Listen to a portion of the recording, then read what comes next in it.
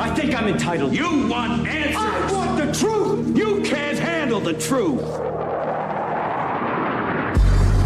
This is Larry Connors USA. Larry Connors USA. I woke up this morning, got myself a gun. Mama always said I'd be the chosen one. Good evening from New York. I'm Chris Hayes. Donald Trump, the president of these United States, wants to be a dictator. He is trying to be a dictator. He said it multiple times this week. Today, he explained why a lot of people, I think in his own head, think he should be a dictator because he's stopping all the crimes. So the line is that I'm a dictator, but I stop crime. So a lot of people say, you know, if that's the case, I'd rather have a dictator. But I'm not a dictator. I just know how to stop crime. Ah, yes, Donald Trump, tough on crime. It just depends on who's doing the crime, doesn't it? No. Beyond all his administration's lies and the mobilization of federal law enforcement in Los Angeles and Washington and members of the U.S. military, Donald Trump is the most unabashedly pro-criminal, pro-crime president of my lifetime. Are you out of your frickin' mind? Chris Hayes, MSNBC. Trump is the most dangerous president, the most pro-criminal. The left is absolutely lost. I mean, and they continue to rail against trying to bring safety to our streets. If you look at the D.C. marches against Trump sitting in the National Guard, the majority of those in those marches are white. They do not represent the majority in D.C., which is primarily minority, because those minorities want protection. They know how bad it is. And yet you got somebody like Chris Hayes coming forward and pontificating Trump is the most dangerous president in my lifetime. Well, I don't know how old Chris Hayes is, but I would gather, looking at him, that he's certainly under 100 years old. And you still want to go back that far in your lifetime? Because Trump wants to bring safety to our streets and our communities. That makes him a criminal and dangerous and wanting to be a dictator. He's laughing. Do you guys, you just don't get it as a joke and mocking. Well, maybe, you know, if being a dictator makes our streets safer, maybe I should. He's not planning on doing that, but he is obviously recognizing the results they're having. They had a shooting at a Minneapolis Catholic school earlier today. A gunman fired through windows while children were at Mass. They had to know the target. There were injuries. Thank God no reports of any deaths.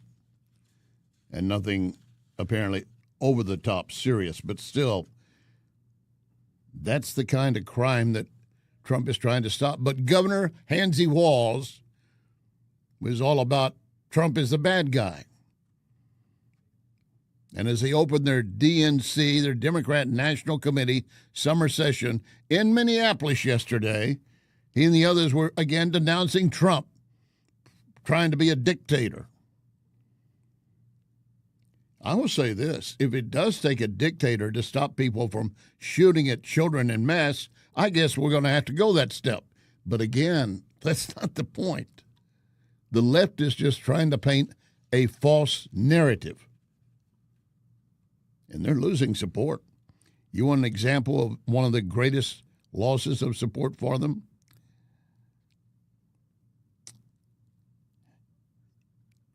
Here it is. Bill Gates is halting funds to any foundation pushing woke causes. There's going to be some heavy lifting for the rest of them that are woke causes. We got a lot to cover for you. Thank you for joining us for hour number one. Larry Connors USA. Here we are, August 27, 2025. Reminding you when we're on the air, we are streaming video. You can watch the program. And yes, you're going to get a lot of excitement and engagement just by watching. We keep this program interesting for you on so many levels. We change gears a lot. So if you're not interested in a particular subject, the next one up will probably get your attention. But primarily, every one of our topics will be of interest to you. And unfortunately, because we're only on the air 2 hours each day, I won't get to all the topics you'd like us to cover. But we sure try. And with Larry Connors USA, you're going to get news, analysis, opinion, and education. I guarantee you, when you finish this hour, you will know more than you did as we start the hour. So once again, you can watch us stream live video while we're on the air right now. Go to NewsTalkSTL Rumble, Facebook, Twitter, Larry Connors USA Rumble, Facebook, and reminding you everything goes up as a podcast later at NewsTalkSTL, LarryConnorsUSA.com, Larry Connors USA Facebook. All you need to remember are two things: NewsTalkSTL and Larry Connors USA. And you got your world covered, starting with Mike Ferguson and Gabe and Jerome in the morning.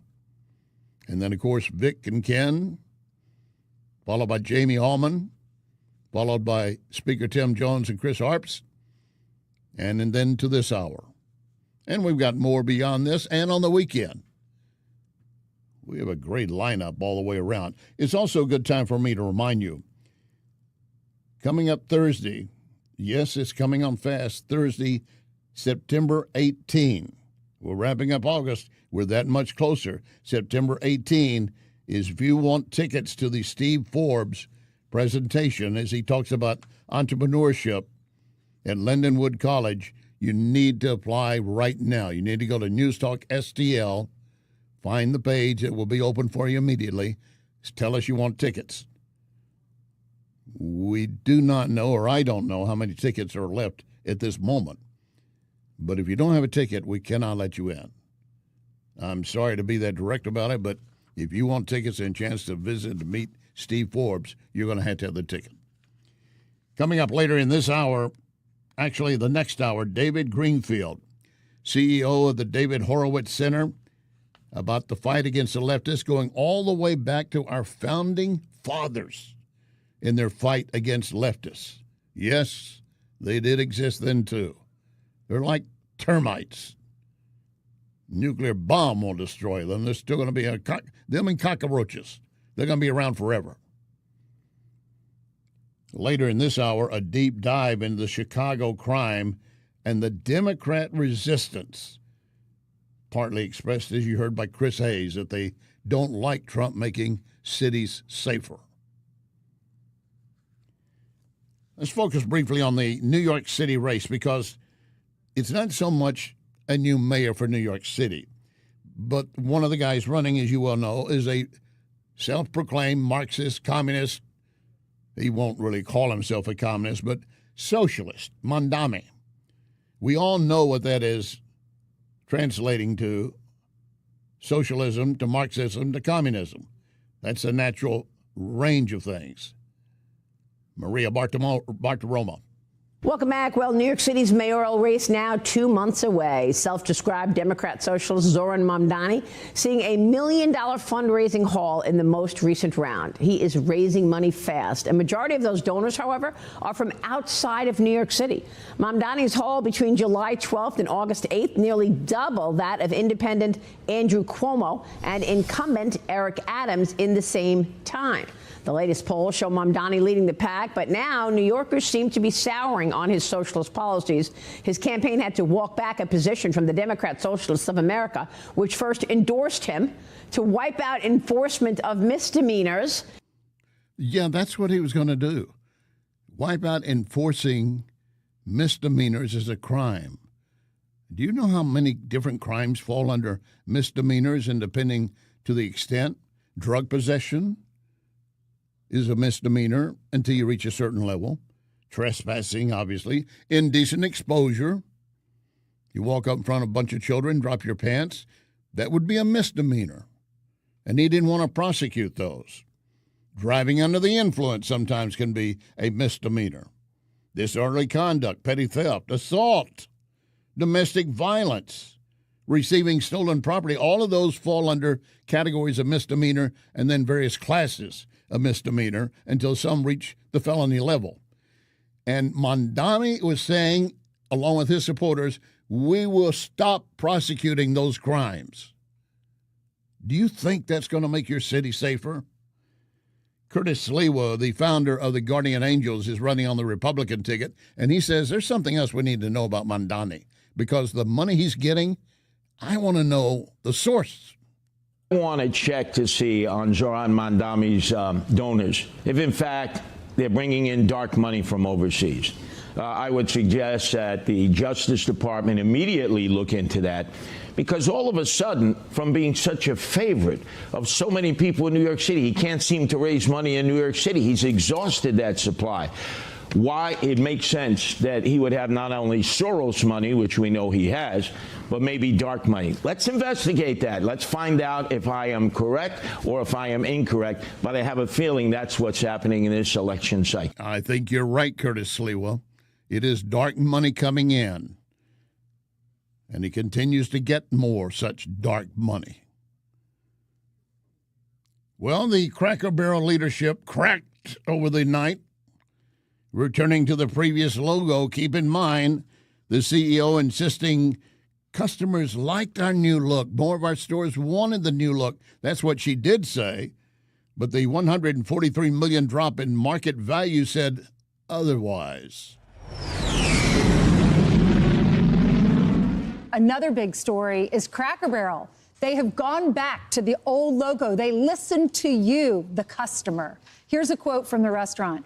We thank our guests for sharing your voices and love for Cracker Barrel. We said we would listen, and we have. Our new logo is going away, and our old timer will remain. At Cracker Barrel, it's always been and always will be about serving up delicious food, warm welcomes, and the kind of country hospitality that feels like family. As a proud American institution, our 70,000 hardworking employees look forward to welcoming you to our table soon. And this, of course, came after President Trump issued a or a truth message of his own yesterday, which went everywhere. And apparently the CEO of Cracker Barrel called the president yesterday to thank the president for his message urging Cracker Barrel to quit all of their ridiculous changes. Can you say run and retreat? The current CEO, and I assume that's who they're talking about, called Trump, Julie Feist-Massino. She has a deep history of DEI projects and pushing rainbow LGBTQ. That's really where she was going to go with Cracker Barrel. That was the intent. And yet she was claiming just yesterday, our customers like the change. And more of our stores are asking, when can we get our change? We want to be changed too. If that were happening, it must have been a very small number, because the vast majority is no, we want to go back. And many are now saying, and that woke woman CEO should resign. Get rid of her. Well, let's at least listen to what she has to say. We are listening to our guests. We're doing this all for them. What they've said is they love the new seating. We're adding in booths, making the chairs more comfortable, putting in new lighting, brightening up the paint color, and it's working. The results affirm that we're headed in the right direction. No, you weren't. As I said, that's what she was saying yesterday. You weren't headed in the right direction. You were trying to push everyone into that direction. And it was going to be, once again, taking a well-known, established, successful company and turning it into propaganda for LGBTQ and socialism, Marxism, communism, everything else you want to put around that label. Thought we're just going to sit down around a Cracker Barrel and have a bite to eat. Oh, no. We're going to change the colors, and we're going to gradually slip in the rainbow theme and everything. But again, when you lose $145 million in market value over a couple of days, you realize this is not a good road to go on. And the stockholders, the shareholders are crying out. One but has a million followers on X, said, if you think the Cracker Barrel CEO should be fired and they should scrap any redesign efforts, reply. And immediately got 47,000 likes to that. Another added in a separate comment, she needs to go. Going back to the old logo is the first step. This is the second. Still another stating, thousands online are calling for Cracker Barrel CEO Julie Feist-Massino to be fired for the attempted woke rebrand of the company. And make no mistake about it, that's exactly what they were doing. We're putting in new chairs, folks will be more comfortable, and brighter colors. And we're taking down all the little knick-knack things we had.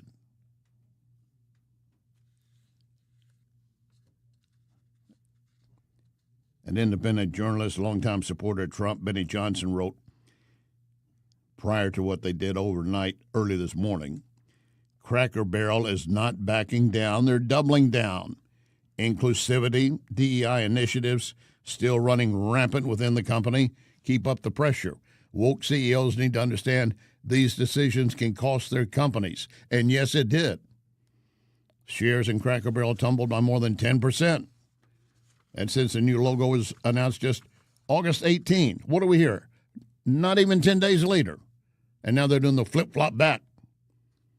Now, will Massino stay? Will she be even welcome? Or will she be given some parting severance and say, goodbye, adios, go work your LGBTQ magic somewhere else? It's not going to be done here. Not for this American institution. And more folks will be going back to Cracker Barrel who were threatening not to.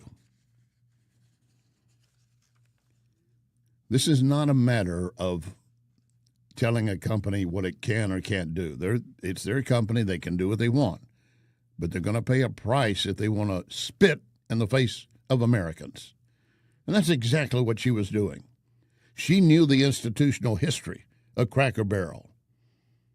And they thought, we'll get rid of Uncle Herschel on the barrel, and we'll just go to a plain digital logo and gradually slip the rest under the radar.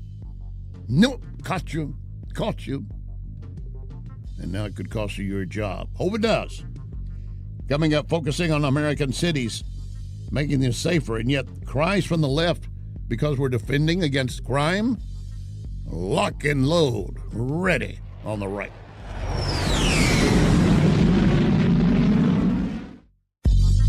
You are listening to Larry Connors, USA.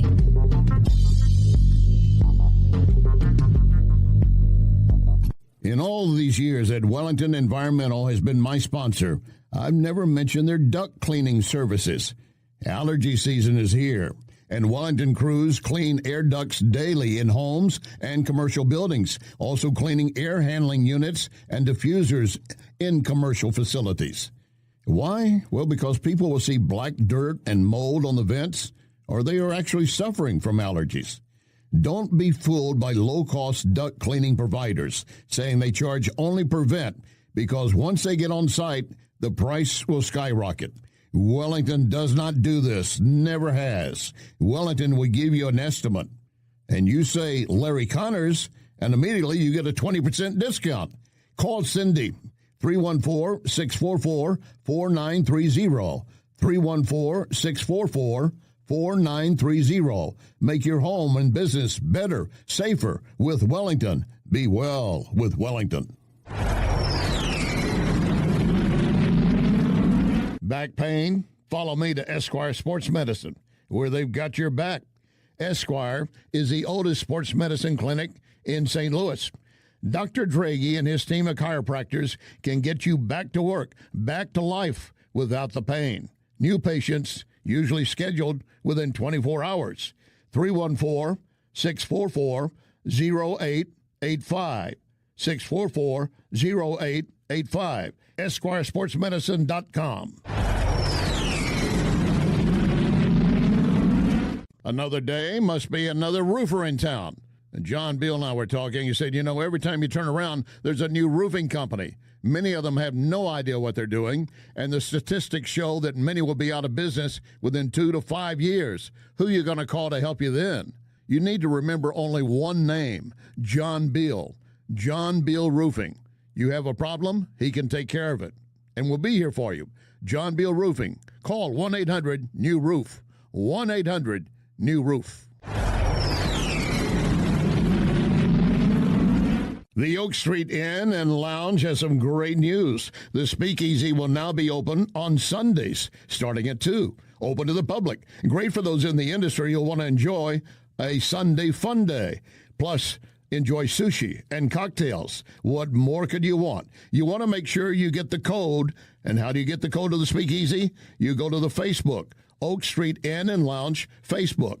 I'll see you at Oak Street Inn and Lounge in Cottleville. This is News Talk STL. Walk out the door. Just turn around now. 'Cause you're not welcome anymore. Weren't you the one who tried to hurt me with goodbye? Did you think I'd crumble? Did you think I'd lay down and die? Oh, no, not I will survive. This is Larry Connors USA. Larry Connors USA. We are being targeted because of what and who we represent. Mr. President, do not come to Chicago. I'm willing to go to Chicago, which is a big trouble, but we have a governor that refuses to admit he has problems. It's unbelievable, right? Illinois state and local leaders fight to keep the National Guard out of Chicago. They say crime going down. But here are nearly 36 shootings in Chicago last weekend alone. 6 of them are fatal. Take a look at this. We'll slowly pan over. And petrified residents say they have had enough. They have. I don't see a reduction in crime. I see crime everywhere. We've got a lot of challenges. We've especially had a lot of challenges the last 5 years. It's a good thing that Trump is doing something about the crime rates. That is referenced Chicago. And Mayor Johnson does not want Trump and federal troops to help him fight crime. And neither does Governor Pritzker, because it would emphasize how poorly they've been doing it. But let me give you some details behind this. There's a 5-year-old that got killed. He's among the dead after this last weekend. 5 years old. How can you possibly stand and say you don't want to do more to crack down on crime? And yet that's what the leftists are doing. Don't look for any common sense in there. There is no common sense. There is no sense whatsoever. Over this last weekend, that boy was one of 6 killed and 27 hurt in shootings. The first shooting of the weekend, last weekend, a 33-year-old woman driving around 7 p.m., suffered a gunshot wound to her right eye. That was Friday's first shooting. Saturday's first shooting, a 25-year-old woman shot in the shoulder out of nowhere in critical condition. First shooting of Sunday. A man said he heard gunshots in the back alley and realized he had been shot in the eye. And those are just some examples. So state and city leaders united downtown Chicago calling on Trump to bring federal troops in. And yet, you've got these leftists saying, no, no, no, we don't want them. Even what Trump has been doing in D.C., I want to share this story with you. There was a man that was being talked to by one of the network stations. And he said, look, I've been arrested, reference an armed robbery, carjacking in Maryland. But I'll be released after 3 days. It always happens that way. That's the way they were doing it in the D.C. area and in Maryland apparently still. He said the judge he's going to show up saying we're going to put the man on a 3-day hold, and then once that 3-day hold is over, ain't nobody ever shows up. I've been over to the D.C. jail 6 times for this same warrant. They never show up.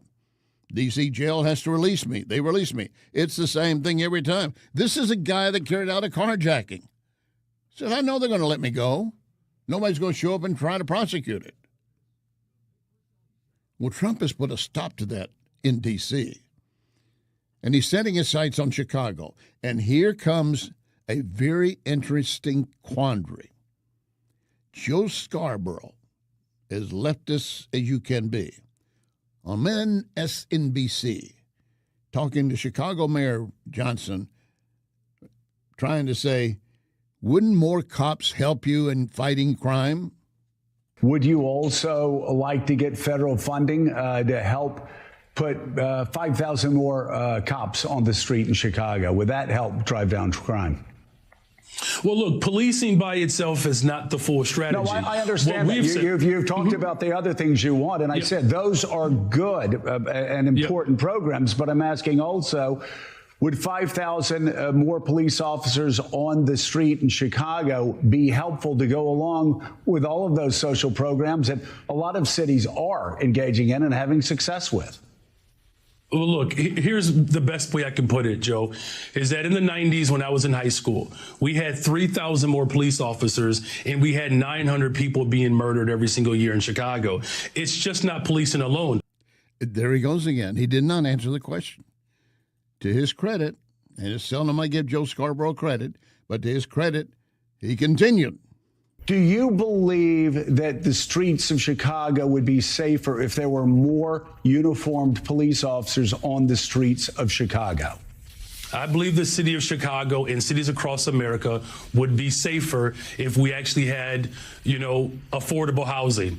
Look, okay, I'm not saying that we don't. That's not the question I asked. My question is, and I just need a yes or a no, do you believe the streets of Chicago would be safer if you got all of those other extraordinary programs put back into place, which do have a history of being successful, if that's complemented by having 5,000 more cops on the streets of Chicago? I don't believe that we should narrow it down to just police officers, Joe, is what I'm saying. That is an antiquated approach. And they cannot simply admit, yes, more police on the street will reduce crime, period. To his credit, Joe Scarborough still tries. No one is saying that police officers don't play an incredible role in driving safety. They play an absolute pivotal role in that. But we have asked law enforcement to do too much. Police officers are being asked to be social workers, counselors. What I'm simply saying is, if we're going to build safe and affordable cities across America, the one thing that safe communities all have in common, they invest in people. We have a poverty issue in the city of Chicago and cities across America. Police officers alone will not put food on the table. Police officers alone will not guarantee a high quality education. Police officers alone won't drive down unemployment. We need all of it. Let me help Joe out. He kept trying to get in again. But would 5,000 more officers help you? And again, Mayor Johnson is off in wacko land. We need to invite President Trump in. We invite the National Guard. And we're going back to Johnson being confused here, because when he got asked repeatedly, he fell into his fallback position, just more rhetoric, not facts. Would an additional 5,000 cops on the streets in Chicago help complement those programs to make Chicago safer? Look, we are working hard to make sure that our police department is fully supported. I don't believe that just simply putting out an arbitrary number around police officers is the answer. What I'm saying is policing and affordable housing. It's policing and mental and behavioral health care services. It's policing and youth employment. It's a full package. Of course, we want to make sure that our police department is fully supported. That's why I've invested in our Detectives Bureau, because what we have seen in the city of Chicago, when we solve crime, it acts and serves as a deterrent. It's policing and all of the other efforts that we're doing. You know, adding more detectives, that's a good idea to help investigate the crimes you got. But if you had more officers actually on the streets where the crime happens, would it put a stop to it? Yes, it probably would. But he still just will not bring it to that answer, that conclusion, because the question then is, well, then why aren't you doing it? Then why don't you want Trump inside? Pastor Corey Brooks is head of the Hood Group. That is known by helping others obtain destiny, and he's all about law and order. We need to invite President Trump in. We invite the National Guard in. You know, we've had 254 deaths in 233 days. 80% of those have been black boys. And for anyone in our community to say that things are getting better and that people are safe, that is an outright lie. We need to do any and everything we can to keep our citizens safe. One of the number one priorities of government is to make sure that the citizens of America stay safe. And that should be the number one priority of the governor and the mayor, but it's not. Because the only thing that they're really concerned when it comes to black lives that matter is black lives that matter that vote. Yes. Boy, did he nail it. Pastor Corey Brooks of the Hood Foundation in Chicago, helping others obtain destiny. And he pointed out something that is a dramatic statement, a fact that cannot be denied. More young black men killed at the hands of guns. Murder. Gang rampant shooting. And it happens in every blue city and blue state where they're not enforcing the law effectively, and they're not using their police force adequately, or they're not helping the police officers, they're not backing them up. That's why Trump sent federal troops into D.C. He's looking about going farther. He's talking about, I think in D.C., we may make it a death penalty if you commit a murder in D.C. I think we're now 12 or 13 days since the troops were sent in. There has not been a single murder reported in D.C. in that 12 or 13 days.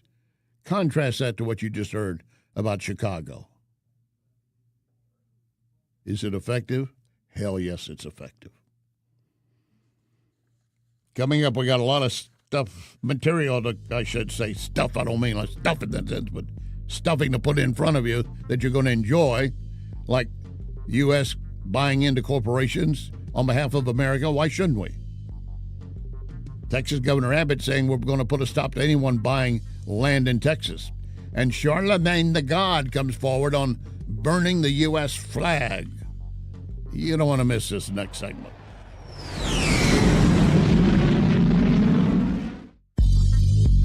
You can connect with Larry on Twitter at Larry Connors USA.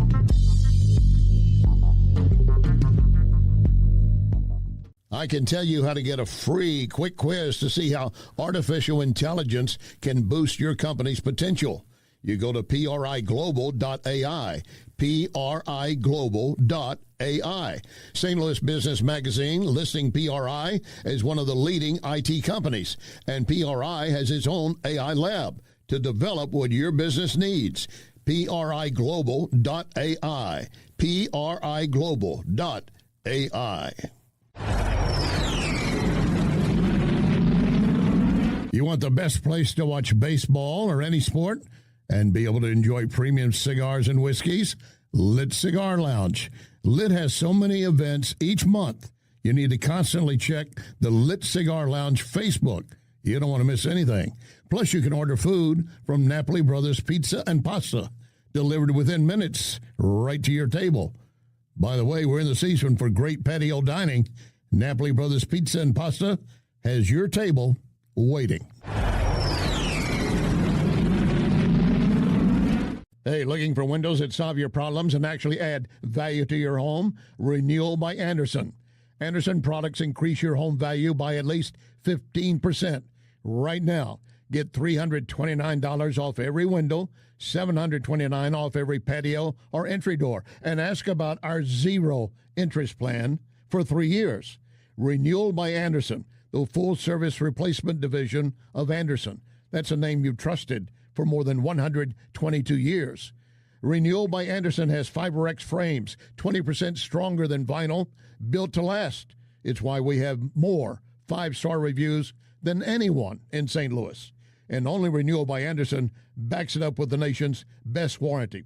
Schedule your complimentary consultation, rbastl.com, or call 877-WINDOWS. 877-WINDOWS. Renewal by Anderson. Superior products, exceptional service.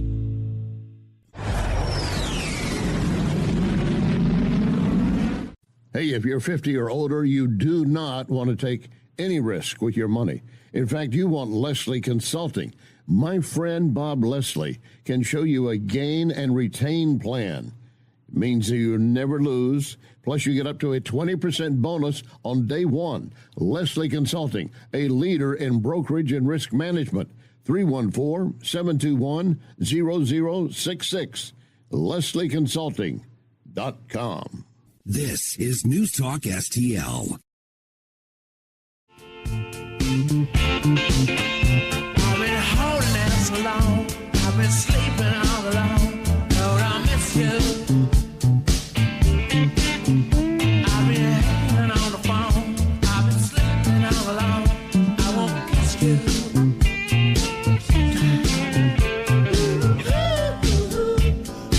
This is Larry Connors USA. Larry Connors USA. And what President Trump is doing, President Trump is going to be the only president in modern times who creates assets for the American people rather than debt.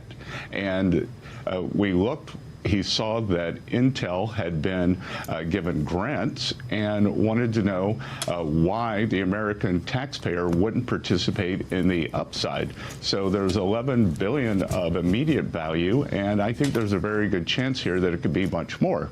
But as you said, chips are a strategic necessity for us. One of the things we learned during COVID was that the United States has 5 to 7 strategic vulnerabilities in critical industries, and President Trump has said about de-risking that. And while we're de-risking it, there's also substantial upside for the American taxpayer. Yes, take a stake in some of these American companies on behalf of the USA, make money because they're profiting. If they're rising with their resources and what they're bringing in, so should the American taxpayer, because we've been fronting so much of it. A lot of this money can also be used and applied to our deficit. Same thing with money brought in from the tariffs. That was Treasury Secretary Bessent. And this is just the other day, the U.S. announced it was taking nearly a 10% stake in Intel, securing a piece of that semiconductor with money intended for grants. Don't just give them a grant, buy into the company so you have something coming back. You give them a grant, you may or you may not get something back. As it's described by the economic council advisor Kevin Hassett, it's like a down payment on a sovereign wealth fund, which many countries do have, like Europe, Asia, the Middle East. And they use such funds to invest in companies and other financial assets. We've never done that. Trump is going to do that. Why not? Take an ownership in private companies. And it doesn't have to be just under extraordinary circumstances, as we saw with the global financial crisis of 2008, where, yes, we were basically bailing out those too big to fail.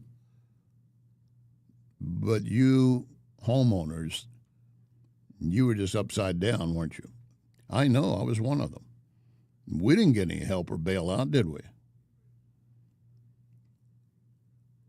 In certain industries, chip making being one of them, also buying into various military operations. Why shouldn't we?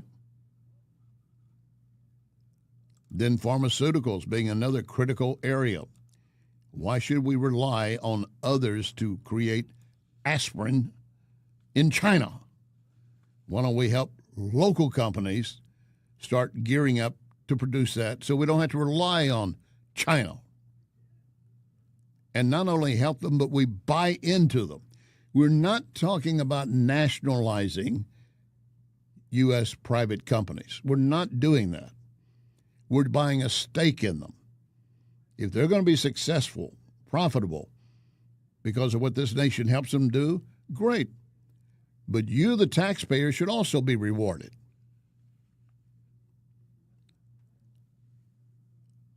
The CHIPS Act providing capital to companies manufacturing semiconductors in the U.S., simulating significant private sector investment, job creation, Trump administration initiatives that would be revitalizing American industry,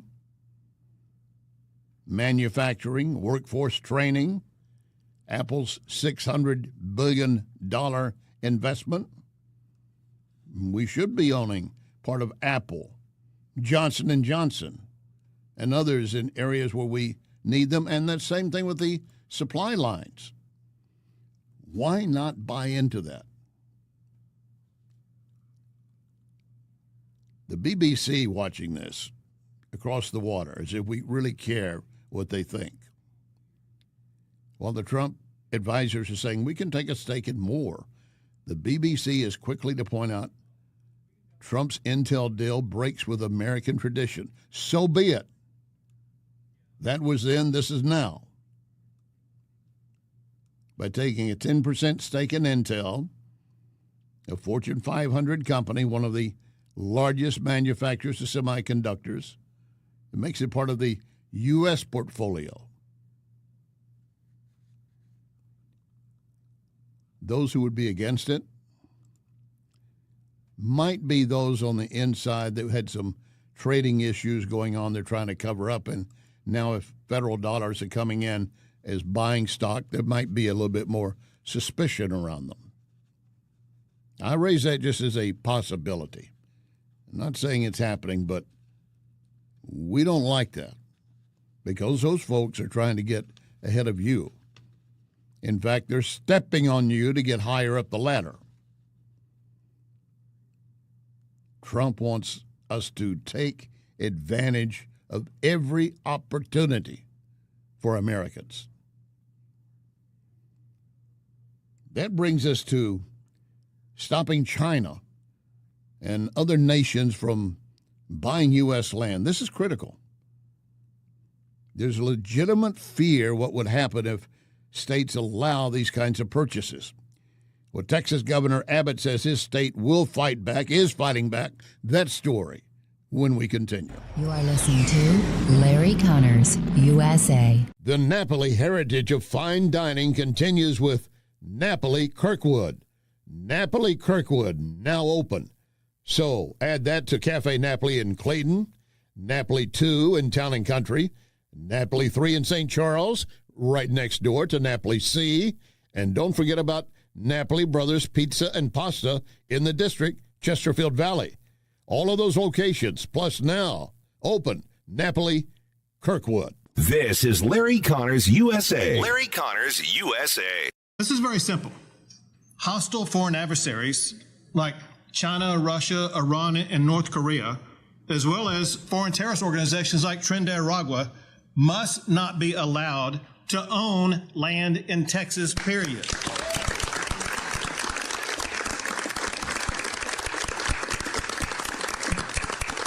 They should not be allowed access to our critical infrastructure, and they may not be allowed to exploit our border. And Texans should not have to compete against foreign adversaries when it comes to buying Texas land. That's right.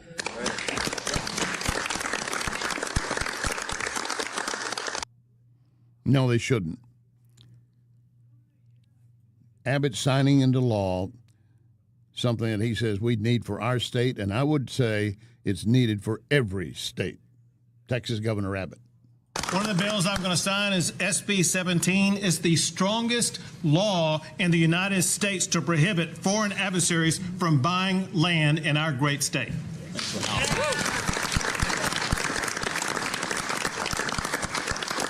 Serious penalties, stiff civil penalties, as well as criminal penalties for violating this law. I'll also be signing Senate Bill 1349. It creates a criminal offense for transnational repression and intimidation, and signing House Bill 128 that prohibits sister city agreements with foreign adversaries. That is another key thing. We're not going to have cities making their own little deals with some foreign adversary. It can't happen. I do need to take a moment to update you on something. The information as we began the program was not complete, and I wanted more verification before I reported this. I told you in the beginning about this shooting while children were in mass in a church in Minneapolis. There were numerous kids injured, as I said, but I said at that point, confirmation of dead is not clear. It is now officially clear. Had been stated earlier in the day, and I had seen some of it, but I was looking for additional sources.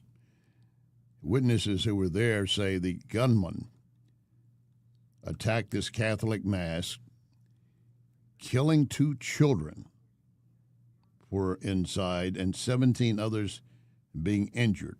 Then the gunman, coward that they would be, takes their own life at the back of the church. This is Tim Walz's Minneapolis. The DNC chair, they're having their summer session in Minneapolis. He had to interrupt a major party meeting to announce a mass shooting miles away. And I will guarantee you, the leftists in that DNC meeting say, see, we need more controls on guns. Even before they knew the casualties. And certainly they're going to continue that before these children even laid to rest. Those who witnessed that Minneapolis shooting say it went on for an eternity.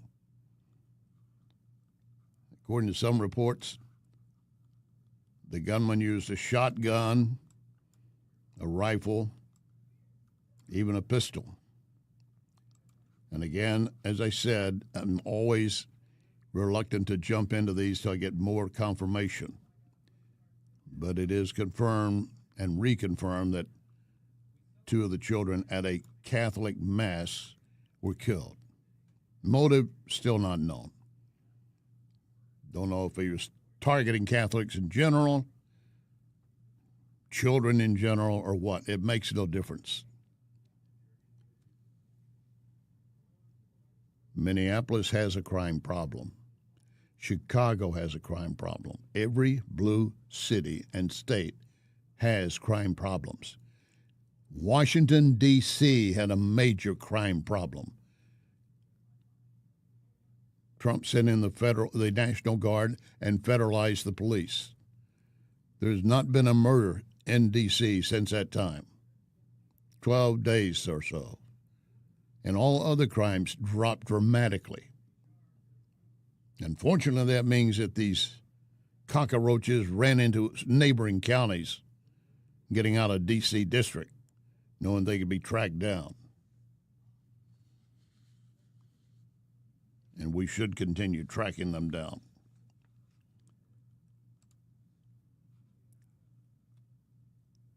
The other day, Trump announced it should be illegal to burn the U.S. flag, and even signed an executive order to that effect, noting, of course, that there were certain laws in effect that had to be protected, such as First Amendment rights, freedom of speech. And I have to say, even if serving in the Marines should say otherwise, I have to say, you have a right to burn the U.S. flag if you want to do it. But just because you have a right does not mean you should exercise it. And I'd be against anyone doing it, but it's a First Amendment expression. Maybe my First Amendment expression is to go on the highway and go 110 miles an hour. As long as I don't hurt anyone, that's my First Amendment. No, Larry, there's a speed limit there. Well, I don't care. That violates my First Amendment right to go as fast the hell as I want. Where do you draw the line? The leftists are coming forward trying to defend the right to burn the flag. It will be challenged. We all know that. It's going to be challenged, the executive order. And Trump, even in signing it, acknowledged it's going to face constitutional contestants, obviously. Charlemagne Lagarde, a black host. I'm not a big fan. Generally, he's pushing the leftist view, but there are times that he actually gets things right. And his attitude might surprise you. His attitude is that, why do you want to burn the U.S. flag? Why do you want to burn the symbol of these are his words, the greatest country in the world? Why do you want to do that? That is such a simple question. And yet for the left, it defies their understanding. Well, I want to burn it because I had the right to burn it. But why? Just because you have the right to do something, why do you do it? Well, I'm trying to show that I hate Trump. Well, burn Trump paraphernalia or his picture or whatever. You have a freedom to do that. You are free to burn the U.S. flag. But I will also have to admit, if it's taking place in my presence, I might put up a little resistance. By the way, Snoop Dogg, the mob crowd is going after to cancel him because he questioned LGBT content in kids' movies. Good for him. We're getting away from this woke crap. What'd you learn this hour? You're going to learn more the next hour, I promise you. And remember our pledge, one nation under God.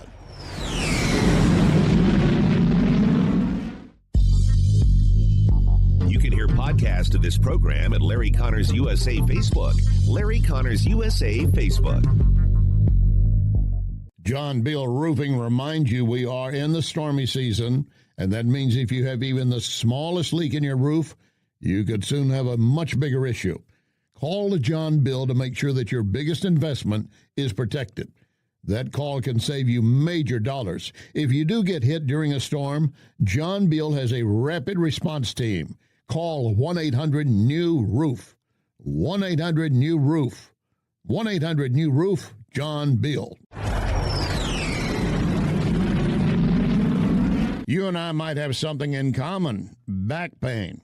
I can tell you where I go for help, Esquire Sports Medicine, the spine of St. Louis. They can put athletes back on the field so they can clearly help us. Esquire Sports Medicine, hands-on chiropractic help on Big Bend, just north of Highway 40, 314-644-0885, EsquireSportsMedicine.com, EsquireSportsMedicine.com. Great patio season to enjoy any of the Cafe Napoli locations. How about the Napoli Brothers Pizza and Pasta in Chesterfield? Enjoying coal-fired pizza, nothing else like it.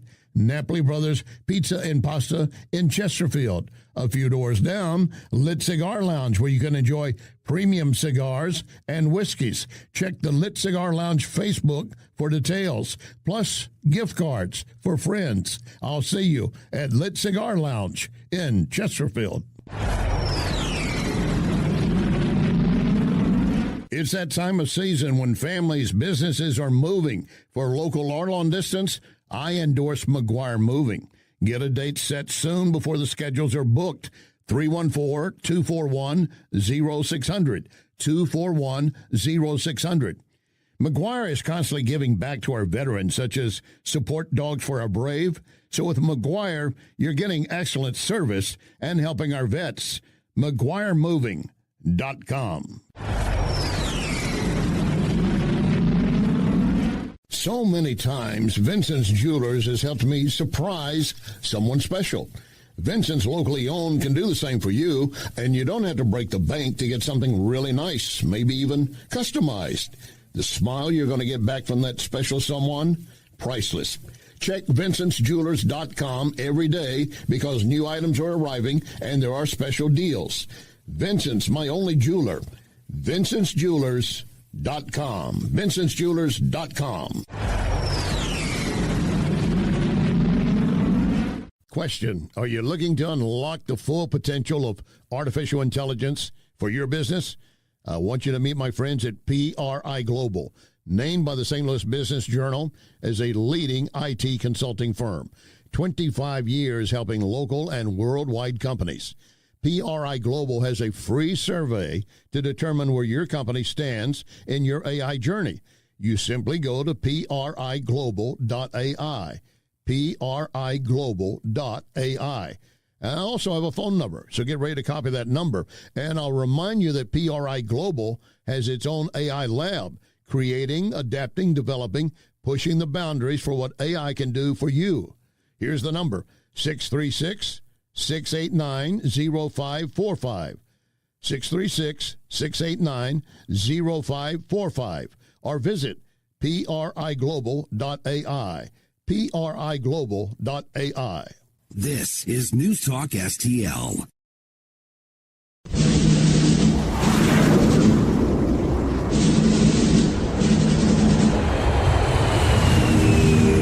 You want answers? I think I'm entitled. You want answers? I want the truth! You can't handle the truth! This is Larry Connors USA. Larry Connors USA.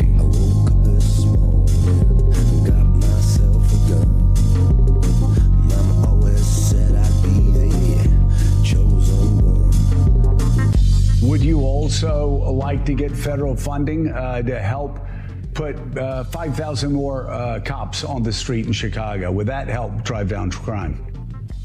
Well, look, policing by itself is not the full strategy. No, I understand that. You've talked about the other things you want, and I said those are good and important programs, but I'm asking also, would 5,000 more police officers on the street in Chicago be helpful to go along with all of those social programs that a lot of cities are engaging in and having success with? Well, look, here's the best way I can put it, Joe, is that in the 90s when I was in high school, we had 3,000 more police officers and we had 900 people being murdered every single year in Chicago. It's just not policing alone. He will not answer the question. To his credit, MSNBC's Joe Scarborough was questioning Chicago Mayor Brandon Johnson. Would 5,000 more police officers on your streets make the city safer? And he wants to talk about rainbows and unicorns and when I was a kid. You're the mayor of a major U.S. city. The assault and crime inside your city, is so high. And you want to just continue to push, well, you got to look at education. You got to look at food programs. You got to look at what day of the week it is. Give me an effing break. Deal with your crime. Just this last weekend in Chicago, 27 hurt, 6 killed, one of them a 5-year-old. And this kind of stuff is happening in every blue city and state, and unfortunately, again today in Minneapolis. A Catholic school. Children had gathered for Mass in the church. A gunman comes through and just opens fire, shooting through the church windows, not even knowing who's on the other side other than kids, adults, Catholics, if that was the target. And they may not all be white either. Don't go down that road. There probably could be minorities of various who have Catholic faith. We do know this, when it was done, when the shooting was done, and it ended with a gunman committing suicide, coward, that's all such shooters are, 2 children died in church pews. Can you imagine? I can't. I'm going to phrase a question, and I'm telling you, I can't imagine it. You send your child to school. You know what their schedule is. And you know at a certain time of day they have Mass at this Catholic school. And you're thinking they're in the safest place possible. But blue cities and blue states, the way they have been ineffective, indifferent when it comes to providing safety for citizens, you and your family are never safe.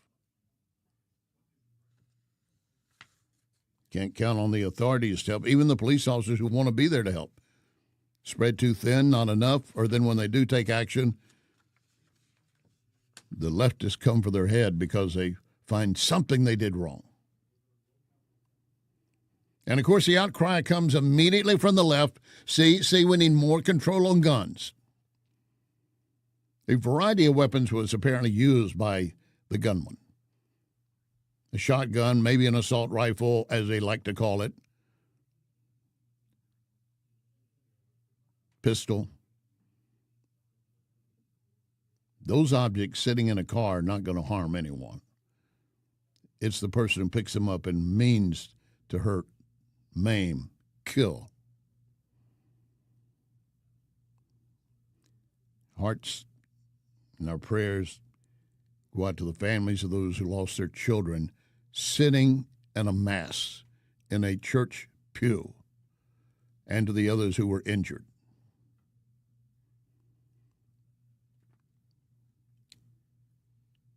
And the Chicago mayor cannot seem to answer a single question. We'll come back to that in a moment. Thanks for joining us for hour number 2. Larry Connors, USA. We're here every Monday through Friday for you from 6 to 8 p.m. And reminding you, when we're on the air, we're also streaming video. You can watch the program. We make it very easy. Go to NewsTalkSTL, Rumble, Facebook, or Twitter.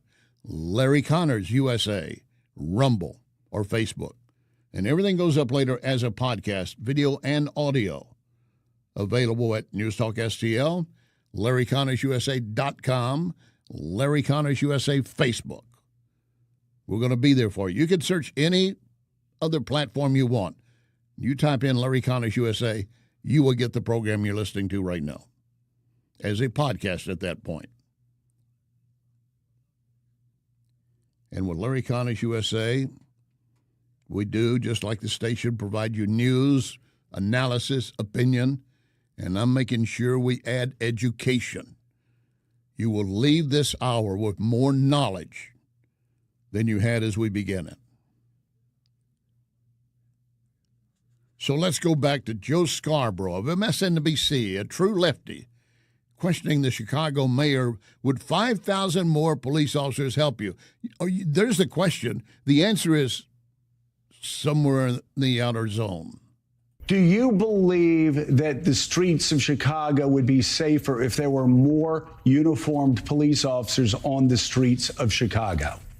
I believe the city of Chicago and cities across America would be safer if we actually had, affordable housing.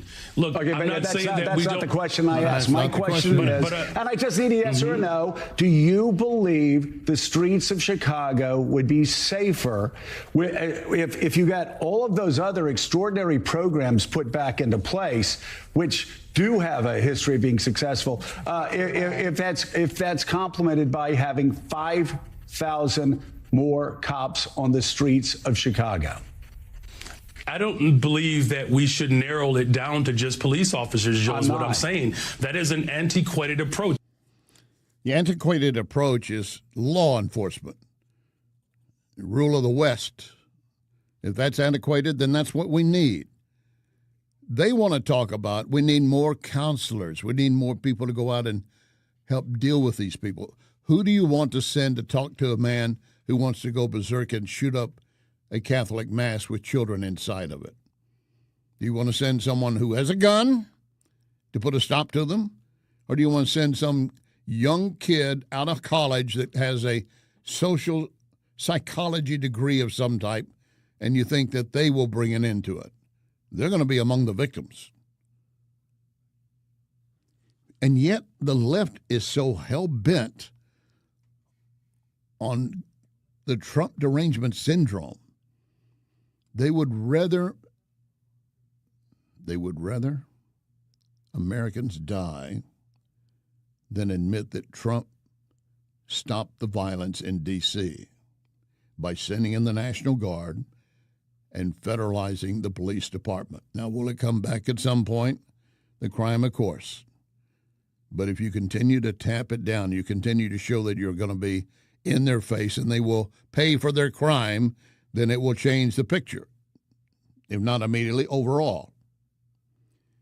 And yet you get idiots also on MSNBC, like Chris Hayes, who says the real danger here is not Trump protecting us, but Trump himself. Good evening from New York. I'm Chris Hayes. Donald Trump, the president of these United States, wants to be a dictator. He is trying to be a dictator. He said it multiple times this week. Today, he explained why a lot of people, I think in his own head, think he should be a dictator because he's stopping all the crimes. So the line is that I'm a dictator, but I stop crime. So a lot of people say, if that's the case, I'd rather have a dictator. But I'm not a dictator. I just know how to stop crime. Ah, yes, Donald Trump, tough on crime. It just depends on who's doing the crime, doesn't it? Beyond all his administration's lies and the mobilization of federal law enforcement in Los Angeles and Washington and members of the U.S. military, Donald Trump is the most unabashedly pro-criminal, pro-crime president of my lifetime. Most pro-criminal, most pro-crime president of his lifetime? There is not a single fact to back up that piece of garbage. But he just puts it out there because his audience, dwindling as they are, sucks it up as if that's something they need to live on and breed on, and they will, unfortunately. But he makes a statement like that, and he just goes unchallenged. Not here. Not here. We're going to take them apart each and every time. And back to Joe Scarborough, still trying to get a question answered by the Chicago mayor. Would an additional 5,000 cops on the streets in Chicago help complement those programs to make Chicago safer? Look, we are working hard to make sure that our police department is fully supported. I don't believe that just simply putting out an arbitrary number around police officers is the answer. What I'm saying is policing and affordable housing. It's policing and mental and behavioral health care services. It's policing and youth employment. It's a full package. Of course, we want to make sure that our police department is fully supported. That's why I've invested in our Detectives Bureau, because what we have seen in the city of Chicago, when we solve crime, it acts and serves as a deterrent. It's policing and all of the other efforts that we're doing. That statement I will accept as a fact. When you solve a crime, it serves as a deterrent. Maybe. And yes, adding to your detective force so they can have enough people to investigate the crimes is good, provided you're going to have judges and prosecutors get away from cashless bail and just trying to ignore things. What would you say, though, to the parents of those children shot dead while they're at a mass in Minneapolis praying at the Annunciation Catholic School? One response of someone that saw this says this is incomprehensible cowardice. And it is.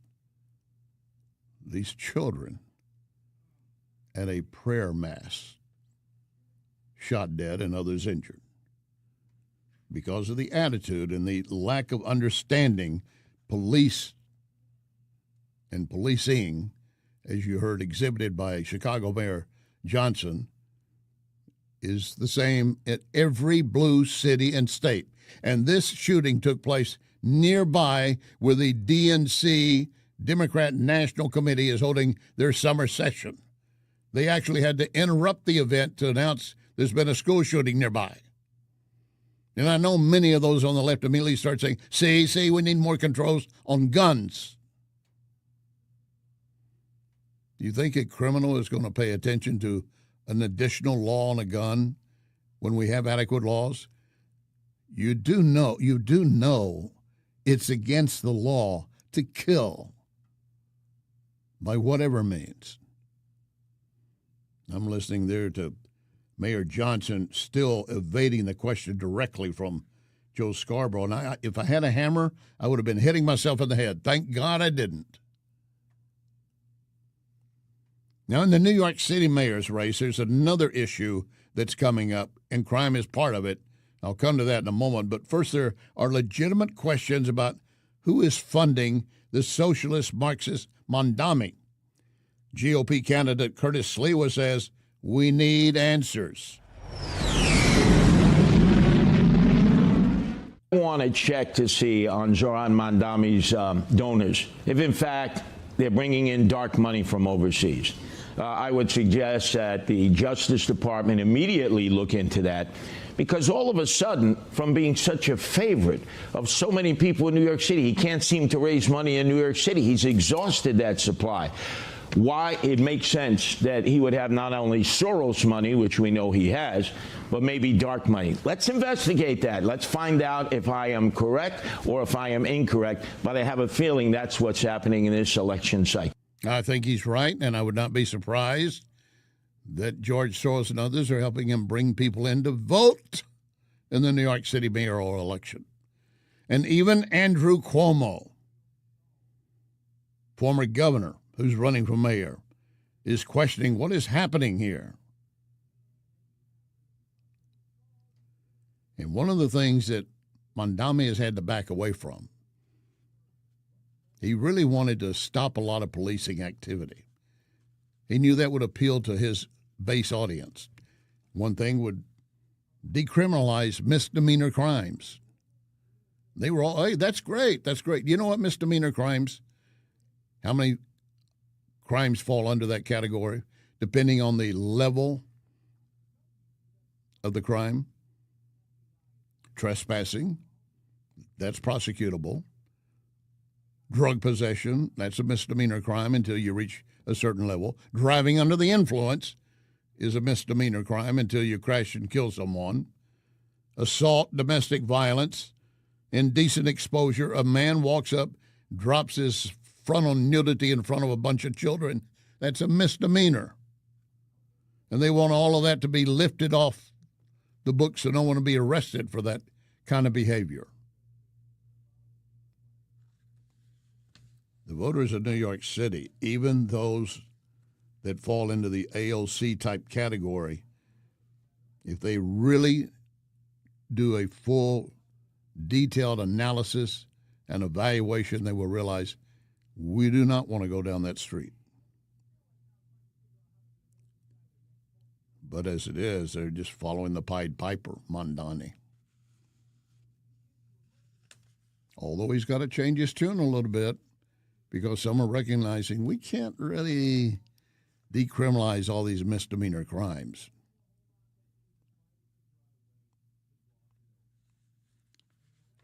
Mondami simply wants to turn New York City into another Marxist, communist territory. And the New Yorkers who are going to support him, you're going to have some splaining to do when it all blows up in your face. Before we wrap up this hour, Cracker Barrel rethinks that bad decision. Yes, they finally realized, maybe we cannot push wokeness upon our patrons. But first, Daniel Greenfield on domestic enemies. Lock and load, ready on the right.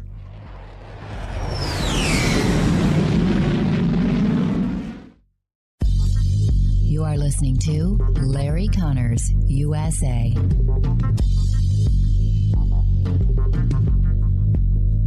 I want to tell you more about Wellington Environmental's dustless blasting services. Wellington can blast paint, grease, graffiti, even stripes off parking lots. Truly amazing and powerful. But can Wellington blast something more sensitive? Yes, Wellington can use dry ice to blast soot and odors off smoke-damaged surfaces right after a fire. Currently, Wellington uses dry ice to clean mold off wood inside a home. Why? Well, dry ice immediately disappears, turns into a vapor. That means no mess to clean up, no damaged surfaces. You need to check with Wellington, always researching and practicing with new, better, faster, safer equipment and products for you. And it's very easy to schedule an estimator for your next project. Call Cindy, 314-644-4930, 644-4930. Be well with Wellington. McGuire Moving is Silver certified, which means they are great at relocating senior citizens. In fact, McGuire is a household name because McGuire understands the stress involved when moving older adults. So if you or family members need help moving, I highly recommend McGuire Moving. 314-241-0600. 241-0600. Get a free in-home estimate. McGuireMoving.com. Another day must be another roofer in town. And John Beal and I were talking. He said, every time you turn around, there's a new roofing company. Many of them have no idea what they're doing, and the statistics show that many will be out of business within 2 to 5 years. Who are you going to call to help you then? You need to remember only one name, John Beal. John Beal Roofing. You have a problem, he can take care of it. And we'll be here for you. John Beal Roofing. Call 1-800-NEW-ROOF. 1-800-NEW-ROOF. I've got a great evening planned for you. We start with dining at the Oak Street Inn Lounge in Cottleville. We enjoy sunset on the rooftop, then down to the speakeasy. Just one visit, you're going to see why I'm always talking about the Oak Street Inn and Lounge. Plus, you might want to plan a staycation, a romantic getaway. Check out OakStreetInnandLounge.com for various events this summer. Oak Street Inn and Lounge, Cottleville. Oak Street Inn and Lounge, Cottleville. This is News Talk STL.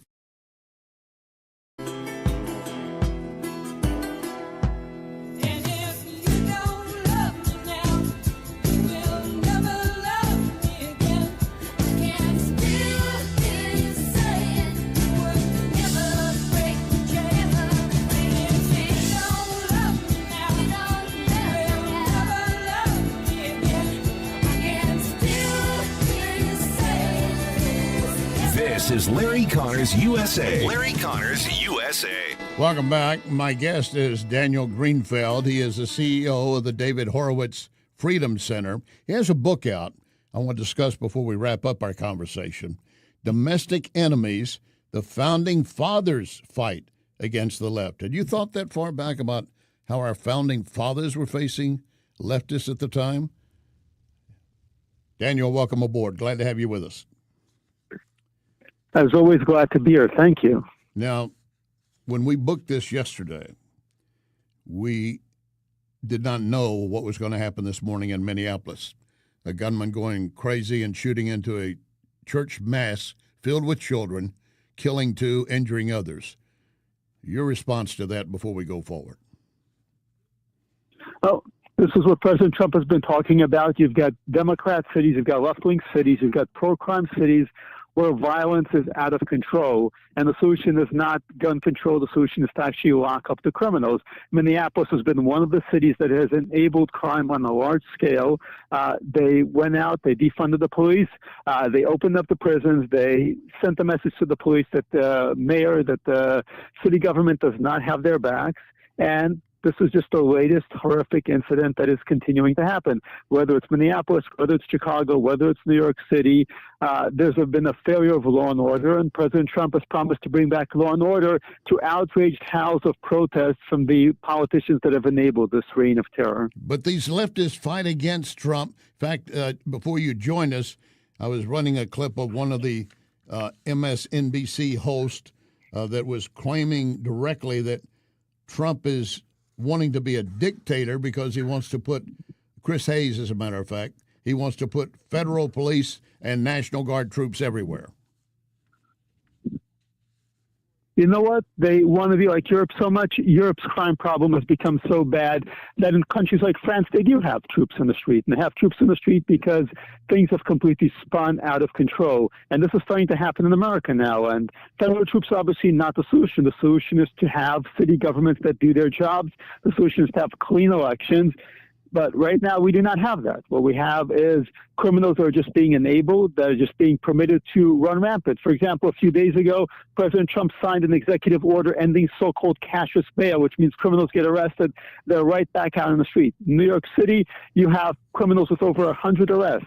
They're arrested hours after they're arrested the last time because they get out, they commit more crimes, and there's no meaningful way to stop any of this. So We need a national solution. We need to actually bring back a functioning justice system. We need to lock up the criminals.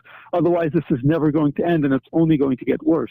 To your point, there was a suspect in another crime in D.C. the other day saying, look, the judge is going to say, and the guy was arrested for carjacking, said, I'm going to be put on a 3-day hold. Once that 3-day hold is up, ain't nobody going to show up to prosecute me. I'll walk free again. I've been to the D.C. jail 6 times for the same warrant. They never show up, so the jail has to release me.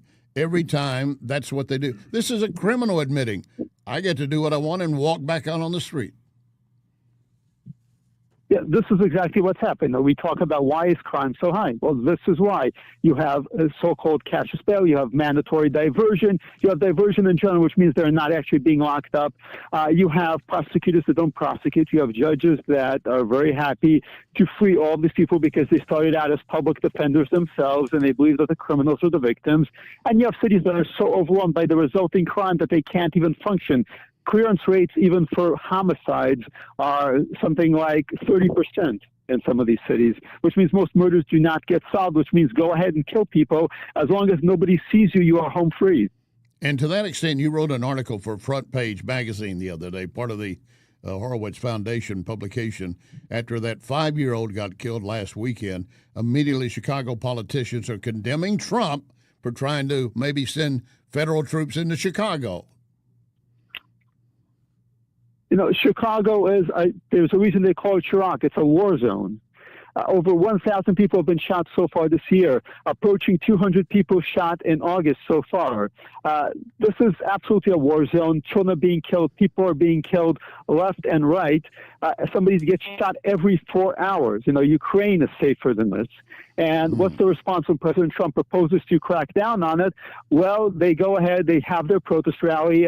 Governor Pritzker wants to be the next vice president, comes out and fumes and warns President Trump not to actually fight crime, not to send in the troops. And Mayor Brandon Johnson appoints the Shiobidi, who is an anti-police litigator, as his director of strategy. So these people are doubling down on supporting criminals. They're doubling down on women, men, children being killed in their own streets. They're doubling down on somebody being shot every 4 hours. This is what the Democratic Party now stands for. And I've been suggesting these Democrats, these leftists that go for all of this, they should be willing to go before a judge and sign documents saying, I'll take this criminal into my house, I'll watch over them, I'll be responsible for their actions going forward. But they're not going to do it because they don't want them in their house, their neighborhood, but let them roam the streets and get someone else. What I always say is they never wanted to fund the police protecting them. Mamdani, who's running for mayor in New York City, he's got a security detail of police officers. He's got 4 police officers protecting him. Yeah. They never want to defund their police. J.B. Pritzker, governor of Illinois, is a billionaire. He has nothing to worry about. These people live in private communities. They live surrounded by security. They want to inflict their experiments on the rest of us, not on themselves. You're listening to Daniel Greenfield, CEO of the David Horowitz Freedom Center. I want to talk about your book, Domestic Enemies, The Founding Fathers Fight Against the Left. Explain how the Founding Fathers, when they were putting our nation together, already recognized what the left would be and become. Well, the left was already there because there was this big crisis. There were 2 revolutions. The American Revolution, which was dedicated to the idea that you would have small government, life, liberty, and the pursuit of happiness. And the French Revolution, which was dedicated to something very, very different that we today call equity, that they back then called democracy, which was that the government would impose equality, would enforce equality, would make everybody equal by removing anybody who was at all better, by forcing everybody into the same little box.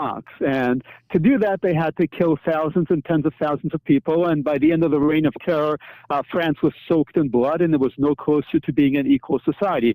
So the Founding Fathers looked at that, and they said, dear God, we did not want this in this country. But there were leftists in America, radicals, who absolutely said, we need to bring this to America. And those were called Democrats. Back then, they founded something called Democratic Societies to support the French Revolution and to bring it to America. And the Founding Fathers, the framers of our Constitution, fought against this. George Washington actually led troops as president against one of their insurgencies. And this is something that I discuss in Domestic Enemies. It's the fact that we've been fighting the left all along. The left had the same agendas it has now, which is to expropriate property, to abolish religion, to abolish marriage, to create this new society by destroying everything that existed to create a utopia. And it always ends in terror. It always ends in blood. And the left has learned nothing from it. And we've unfortunately forgotten too much of our actual history that we don't remember, that we've had these fights, we've had these struggles over and over again for 200 years plus. I'm glad you pointed it out in the book, because it does underscore the fact that even then we had that approach underway. And if the Founding Fathers had not written the Constitution in such a way, it would have gone left from the beginning. It would need. One of the reasons we have the Constitution is because there were certain leftist state governments that were actually trying to conduct experiments in abolishing private property and having government-controlled ownership of industries, which is socialism. And one of the things the Constitution did was crack down on that. And guarantee your freedom. Now, we have seen how that is also abused, to the fact that the other day President Trump had to sign an executive order that you could not burn the U.S. flag, but had to also admit it still will probably be protected under Constitution, First Amendment, free speech. Yeah, we have to make it very clear that this kind of behavior, there's something fundamentally wrong with the kind of people who burn flags. This is something that we should absolutely oppose. And, when we have foreigners coming into America, particularly those who are not citizens, who don't actually have long-term resident status, this should be absolutely a basis for denaturalization, deportation. Denaturalize these people if they've actually gotten any kind of status in this country, deport them if they don't. And I have to admit, I am a First Amendment guy, and even with time in the Marines, I'd have to say, yes, you have the right under the Constitution, freedom of speech, but why do you want to burn it? And in fact, if I'm there, I might actually decide to fight you for doing it. There was a time when American patriots would show up to stand up to these people back in the day. These days, they are, they're able to rush mob ground zero with their hate. They're able to burn down flags, tear down statues, and nobody stands up to them. And that's almost as big of a problem. Do you think we're turning the corner? We're only 7 months into the Trump administration. I think he's made far more of an impact than anybody thought that he could. But obviously, this is a huge crisis. This is a huge problem. The left has had generations to work its evil, and we need actual real change on the ground. Executive orders are great, but the next administration can easily reverse them. We need actually Congress to do its job, and we need legislators locally. We need voters to do their job also, to elect the right people. Too many people stay home, they don't vote, they give up on elections, and that's also a root cause of the problem. Amen. Thank you again, Daniel Greenfield, CEO for the David Horowitz Freedom Center. Thanks again, sir.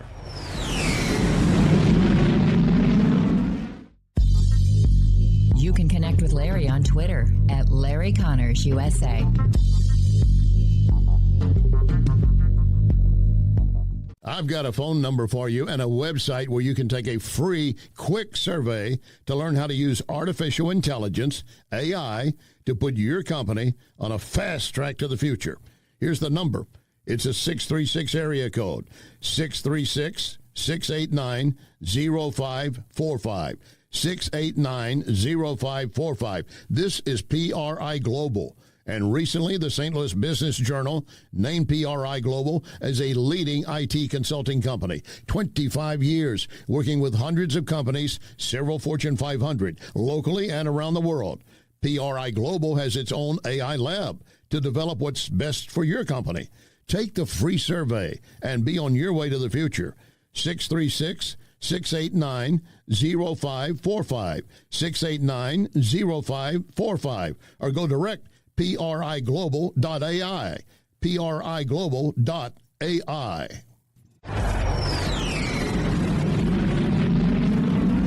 Hey, looking for windows that solve your problems and actually add value to your home? Renewal by Andersen. Andersen products increase your home value by at least 15%. Right now, Get $329 off every window, $729 off every patio or entry door. And ask about our zero interest plan for 3 years. Renewal by Anderson, the full-service replacement division of Anderson. That's a name you've trusted for more than 122 years. Renewal by Anderson has FiberX frames, 20% stronger than vinyl, built to last. It's why we have more 5-star reviews than anyone in St. Louis. And only Renewal by Anderson backs it up with the nation's best warranty. Schedule your complimentary consultation, rbastl.com, or call 877-WINDOWS, 877-WINDOWS. Renewal by Anderson, superior products, exceptional service.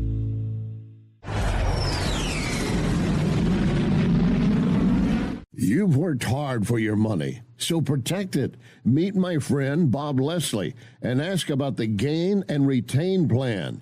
Leslie Consulting, 40 years in the St. Louis area as a leader in brokerage and risk management. Call 314-721-0066, 721-0066. Oh, and ask Bob how he was the L.A. Dodger #1 pick.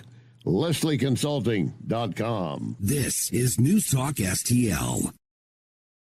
Well, they used to make a living off of bathtub gin. When the hippie showed up, weed was in. Well, they profit off of weakness, and they always have. Now meth is a recipe for cold hard cash. Something's cooking and it just ain't right. Hell's Kitchen gonna burn tonight. This is Larry Connors USA. Larry Connors USA. Another big story is Cracker Barrel. They have gone back to the old logo. They listen to you, the customer. Here's a quote from the restaurant.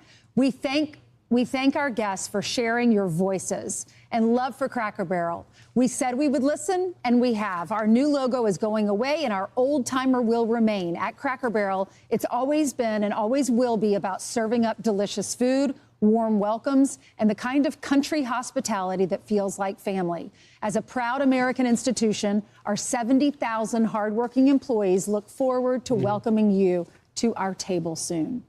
And this, of course, came after President Trump issued a a truth message of his own yesterday, which went everywhere.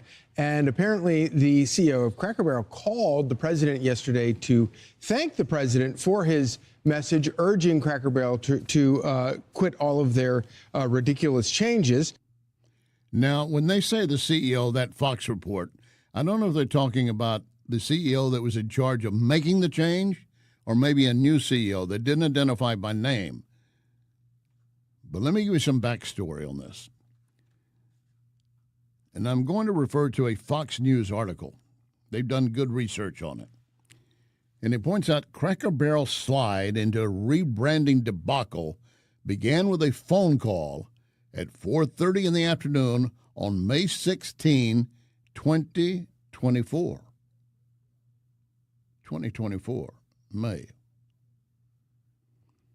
That day, Cracker Barrel's new CEO, Julie Felice Mocino, got on the phone with investors and unveiled details of, quote, a strategic transformation plan that her board of directors had approved. Again, this is 2024, last May. Adding that the first of 5, I say May a year ago, the first of 5 pillars in the plan would be refining and evolving the brand across all touch points. What does that mean? That is corporate language for BS. Then over the next months, Mocino and her board of directors dismissed at least 4 different warnings by one of their top investors who said the rebranding is obviously folly. That was apparently in some of the filings with the Securities and Exchange Commission. One of their prime investors, stockholders, says this is foolish to go forward. They didn't listen. He wrote a 7-page letter to shareholders Cracker Barrel is not a broken brand, but it has a broken board. Boy, was he right. He laid out criticisms in a 120-page slide deck presentation with the title, Cracker Barrel is in Crisis, next to the company's longtime logo of an old man in overalls leaning on a barrel. That's the logo Messina wanted to wipe out. That was unbeknown to the stockholder at that point. He just knew what they were trying to change everything up. They were going to become, quote, more diverse, more equitable, more inclusive. All of that reads more racist. They looked at Cracker Barrel. There's a bunch of crackers, a bunch of rednecks sitting around. We're going to open the doors up to all people. I have been in Cracker Barrels. I have seen people of all economic strata and racial strata and heritage. They came for the food. They didn't come for a sermon. They didn't come to be anointed. They didn't come to be raised up as pride of the country or their nation. They went for food and entertainment for their kids at the time. The Fox News article continues. The dynamics of the company executives were pursuing politically correct woke rebranding. And they say it's all now well documented.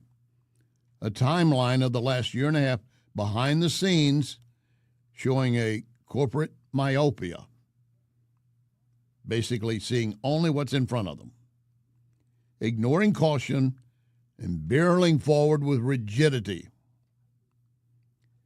They go back to the phone call of May 2024. Messina announced she had hired a new leading branding agency to refine and strengthen positioning to delight existing and new guests. It was not going to be for the existing guests. It's to chase them out. We don't need them. The other pillars included, quote, enhancing the menu, evolving the store and guest experience, winning in digital and off-premises, elevating the employee experience. Well, the San Antonio, Texas venture capitalist, sometimes nicknamed Big, did not buy, as is written here, the corporate gobbledygook. He has been one of the company's largest investors beside BlackRock Incorporated, GMT Capital, the Vanguard Group, and so forth. He also owns Maxim Magazine, which did endorse Trump in 2024, and Steak and Shake, and another national restaurant chain. He has not responded to any request for comment. But Monday, Cracker Barrel issued a statement that, quote, we could have done a better job sharing who we are, but did not indicate it was going to reverse course. Not then. Investors did not like the news. The share price fell to $48.98. Within an instant, they lost $149 million value.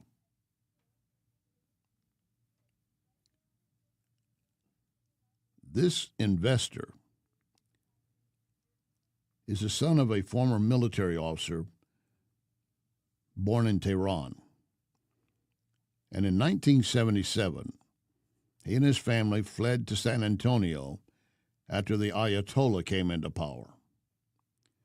So he worked at his family's Persian carpet store, built business as a teenager, and then in his 20s created an investment firm. I want you to stop and think about this for a moment. This is somebody who left Iran, came to America, the land of opportunity and freedom. You're not going to be held back.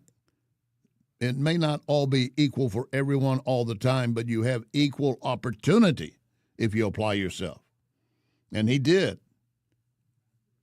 Some labeled him a bully at the time. Others said he was an evil genius. Early into his investment in Cracker Barrel, he created a website for his critiques, enhancedcrackerbarrel.com. Cracker Barrel responded on a webpage devoted to investors. Well, the CEO and the board moved forward to hire this chief marketing officer who had been with MGM Resorts International. And they doubled down on expensive store remodelings and refreshing.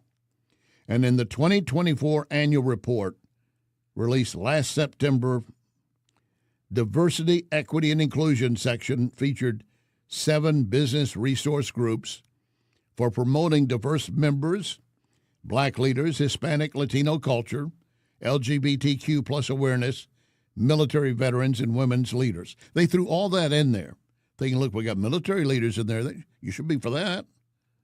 We have Hispanic, Latino culture. To my knowledge, Cracker Barrel does not have a single Mexican dish on the menu that I can recall. If they do, good. I like Mexican food. But I also like just good old cornbread and beans and stuff like that, and chicken fried steak.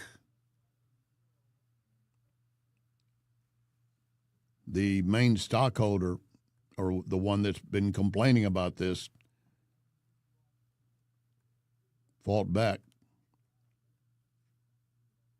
He said Cracker Barrel is facing perilous times. This is in a letter he wrote in October of 2024. And he pointed out the problem has not been in seating, but in getting more people to sit in the seats. We do not believe changing the furniture, altering the decor, are going to change the company's trajectory or solve our underlying problem of declining traffic. So we're not in need of a transformation. We're in dire need of a turnaround. And he warned that Cracker Barrel was at a critical inflection point, marked by shareholder value destruction and a flawed board that was responsible for the current malaise. The CEO and the board ignored the warnings from this major stock investor. He later wrote an even sharper 2-page statement. If you had $100 in Cracker Barrel stock in January 2019, 5 years later, it's worth $30. Therefore, there's just $30 to go before the entire investment is lost. He said the board members circled the wagons around the management team.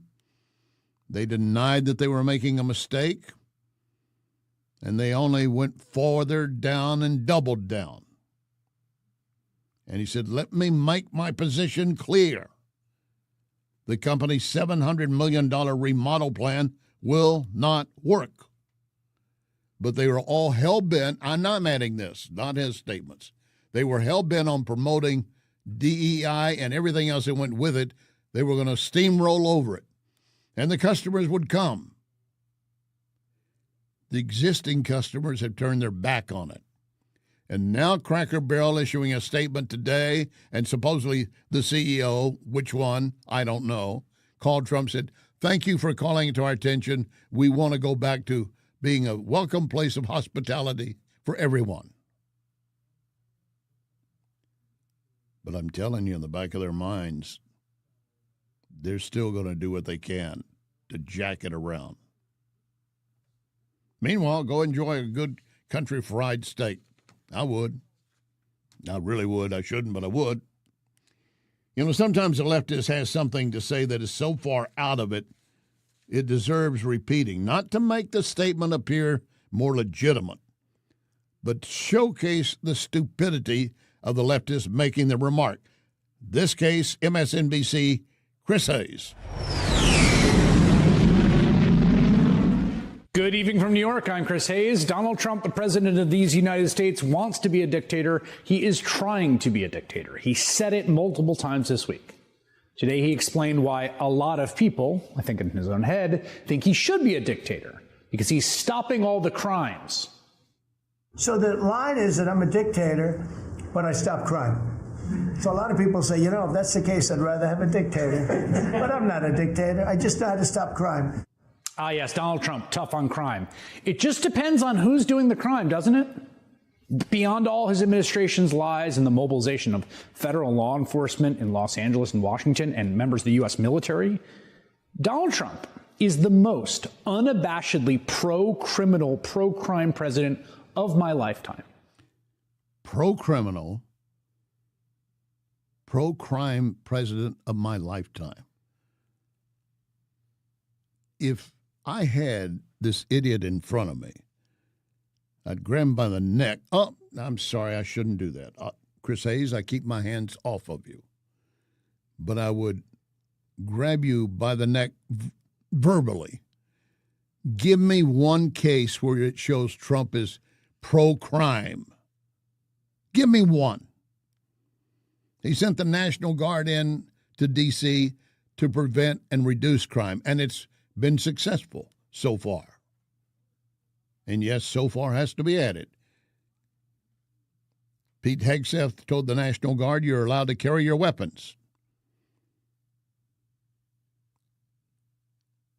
Police are carrying weapons in D.C., so the National Guard should have them as well. They're trained to use them. Rules of engagement haven't been stated, but obviously are, if fired upon, you can return fire. If you need to open fire to stop something, then do so. But just like with a police officer, you better be justified. And then when Trump says, maybe we need to do the same thing in Chicago and other blue cities, Minneapolis, he gets pushed back by these leftists. And people like Chris Hayes saying, you're trying to be a dictator, you're trying to take over our country. But I'm willing to bet their parents at a Catholic school in Minneapolis today that wish National Guard troops had been outside that church, because as the kids were in class for their mass in the church, some crazed man came by and started opening fire, shooting through the glass, not caring who got hit. 2 children died in the church pews. And the leftists say we need more gun control. So what did you learn this hour? And remember our pledge, one nation under God.